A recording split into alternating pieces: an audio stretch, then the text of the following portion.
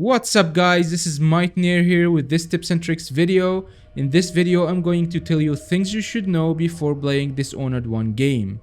First, you need to know that Dishonored is some sort of an RPG game where you play as an assassin. So this is the very first step here. Since you are an assassin, this game you need to play like an assassin for the best gaming experience.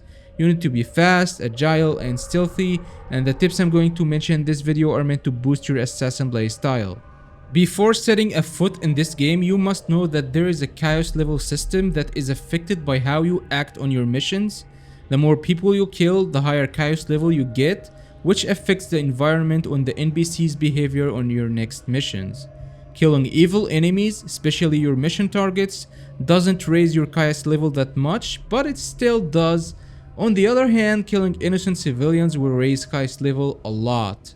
So try to take down your targets only and do it when it's the only option available for you.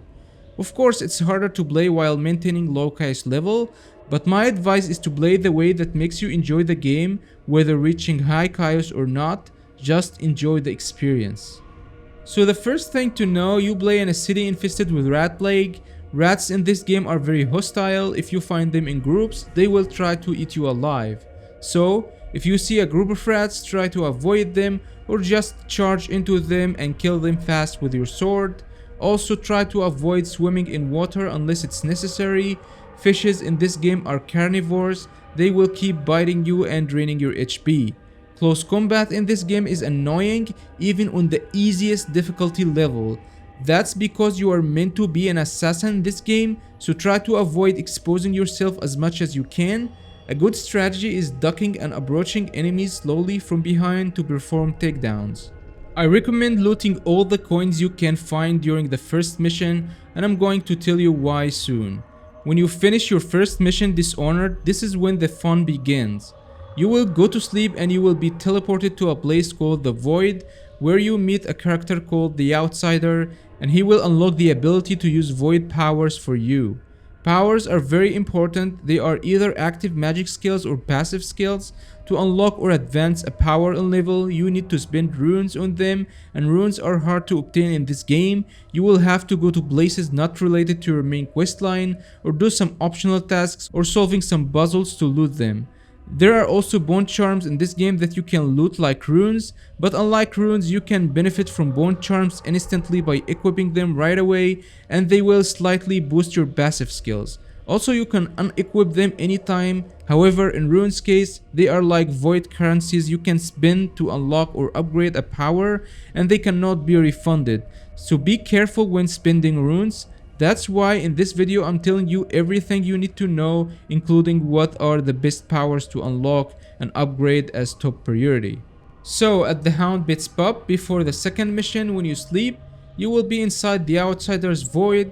He will grant you his mark to be able to use Void powers, and he will unlock for you the Blink power, which is an important power that is used for teleporting from a point to another. Then inside the Void, you will loot a rune, and the game will suggest for you to unlock a power with this rune as part of a tutorial. Unlock dark vision with that rune. This one reveals enemies for you behind walls as well as their fields of vision, and this helps you to sneak behind them easily without getting exposed. By the way, all your powers have 2 levels. You can unlock a power and then you can spend more runes on the same power to reach its proficiency level. The Outsider will also give you the heart item, which reveals nearby runes and bone charms. The closer you are to a rune or a bone charm, the faster the heart will beat. After that, you will wake up. Now it's time to talk about bone charms here. After waking up, you will be surrounded by a lot of bone charms, and you will have by default 3 bone charm slots. Among the bone charms inside the room, there are 4 mystical artifacts. Each one expands your bone charm slots by 1 slot. You should end up after looting everything inside the room with 7 out of 10 bone charm slots. To unlock the 3 remaining slots, remember when I told you to loot all the coins during your first mission?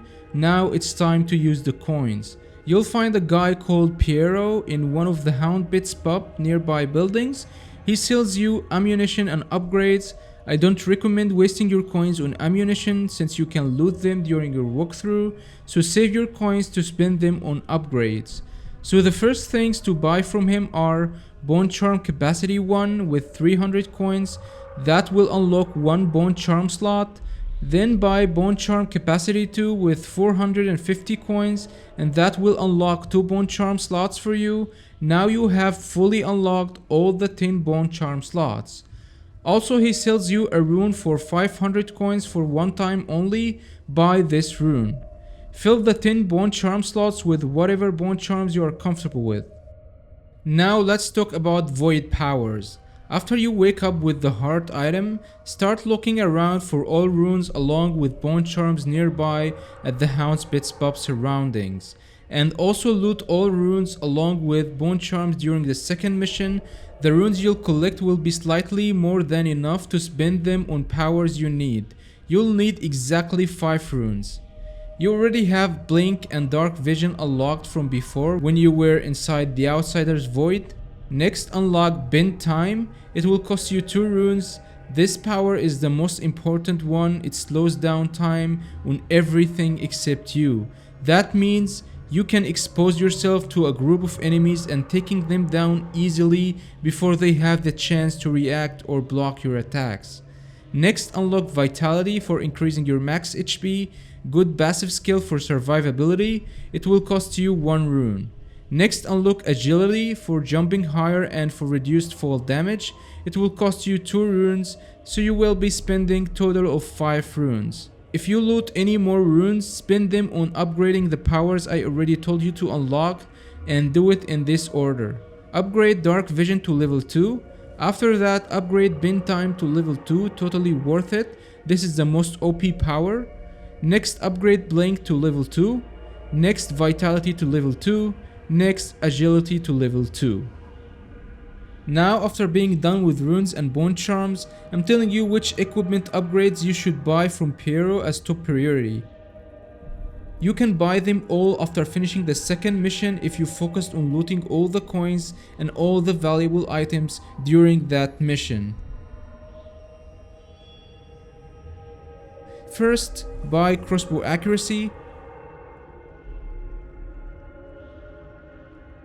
then Crossbow Range,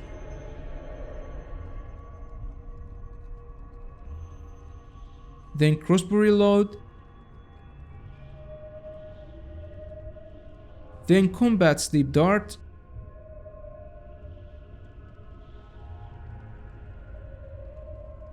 then Bolt Capacity 1, then Bolt Capacity 2, then Sword Crossing. To sum things up, here is a list of upgrades you must buy from Piero as top priority. Buy them in this order if you still don't have enough coins at the moment. At this point, you have everything you need unlocked: Bone Charm slots, Void Powers, and equipment upgrades. Now you are all set. Dump any more coins you will loot later on pistol upgrades. By the way, you can loot or buy blueprints during your walkthrough and deliver them to Piero to unlock more upgrades.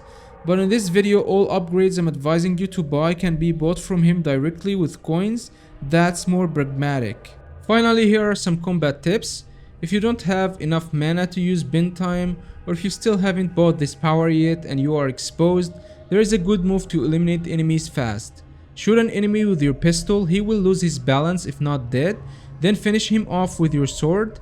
Some enemies even drop bullets, so make sure to loot them. So 1 pistol bullet, then finish with your sword. Crossbow is very good for silent killing.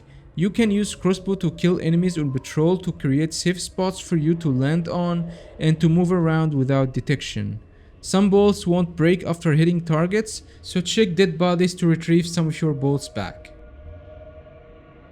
There are overseers who use ancient music boxes that disable your ability to use void powers temporarily. In this case, you won't be able to use void powers on them. As long as you are nearby the music waves of this box, you cannot use your void powers.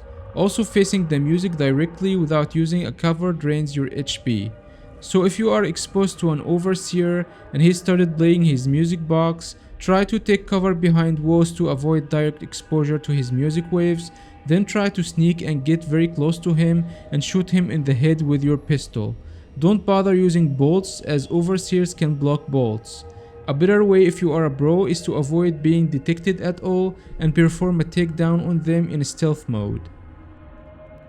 There is another enemy you will encounter later called Tall Boy, who is basically an armored soldier using a bow with incendiary arrows to shoot you with. And he is riding this mechanical long leg thingy, so obviously he has an advantage over you. In this case, use bend time and keep jumping and hitting him with your sword till he falls down. A bro's strategy is to sneak around him and find a higher ground, then perform a drop assassination. You'll also face these nasty blends that throw acid on you. I have found the most effective way to get rid of them is throwing grenades on them. They are weak to explosions. That's it for this tips and tricks video. This was Mightnir here. Enjoy the game and I see you in another video.